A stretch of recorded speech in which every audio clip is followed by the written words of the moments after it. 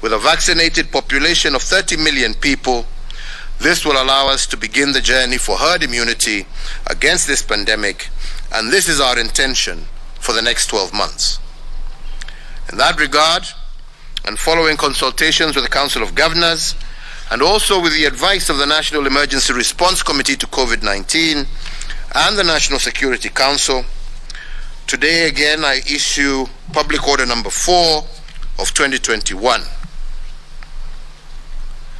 And that is number 1, that the hours of curfew are maintained at between 7 p.m. and 4 a.m. in the COVID-19 hotspots which comprise the counties of Kisumu, Siaya, Homa Bay, Migori, Busia, Kakamega, Vihiga, Bungoma, Kisii, Nyamira, Kericho, Bomet, and Trans Nzoia up to the 31st of July 2021.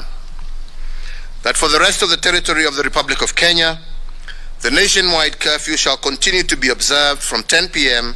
to 4 a.m. for a further containment period of 60 days. That excluding the above-mentioned counties, in-person worship and congregational worship shall continue to be conducted in keeping with the one-third capacity rule and in accordance with the guidelines of the Interfaith Council. That the prohibition against public gatherings is extended for a further 60 days. That all persons coming into the country must be in possession of a negative COVID-19 PCR certificate acquired no more than 96 hours prior to arrival into the country, with the PCR certificate also having been validated by the trusted travel platform for those traveling by air. That duly classified and licensed hospitality establishments must continue to adhere to the guidelines issued by the Ministry of Health. The establishments must also ensure the adoption of and compliance with the tourism safe travels protocols developed by the hospitality sector themselves. In regards to funerals, cremations, and other interment ceremonies, it is directed that these ceremonies shall be conducted strictly within the 96 hours of confirmation of death. That the attendees, officiators, and facilitators of funerals or graveside cremation ceremonies shall be limited to 100 persons in total. That the attendees, officiators, and facilitators of wedding celebrations, of marriage or traditional union ceremonies or rites of passage, and all other similar events or ceremonies shall be limited to 100 persons in total.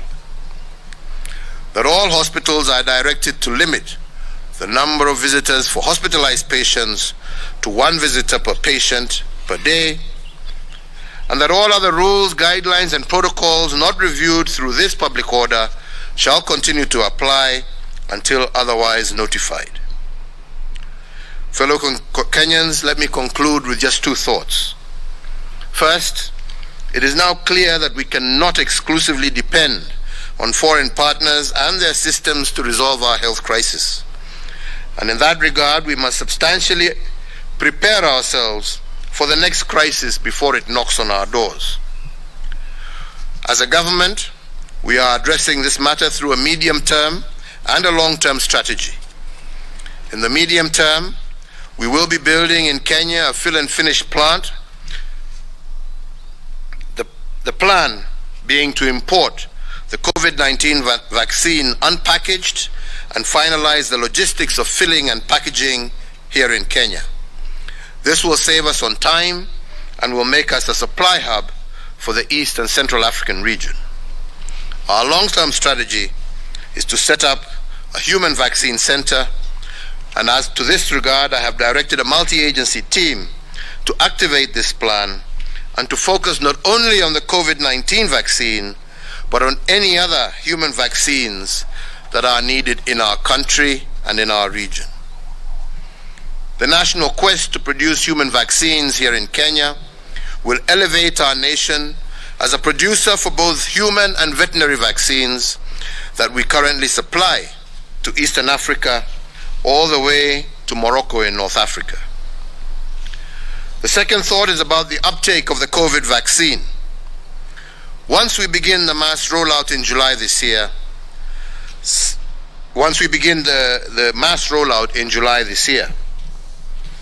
unfortunately, some Kenyans have formed certain theories about vaccination and its effects.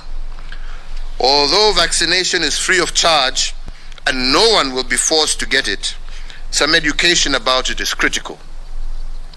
And I say so because by mid-2022, we have potential to reach herd immunity, in which the danger of one infected Kenyan will not affect a community of people unchecked. But we can also build herd instinct in our communities. If herd immunity is meant to respond to an attack, herd instinct is meant to anticipate the attack and to stop it. And this can only be achieved through vaccination and vaccine education. To this end, we urge the Interfaith Council, working with the private sector partners and other civic associations, to take up the vaccine education and for it to be a central plank of the upcoming vaccination drive. This way, we will build a herd immunity and ensure that the instinct of communities to survive remains high. I thank you for your attention, and let me just continue to urge all Kenyans to do everything they can, not only to keep themselves safe, but also to keep their brothers and sisters, their parents, also safe. We can see what is happening across the globe, on our own continent. We are glad and happy that the measures that we have taken have helped us contain this disease as much as possible.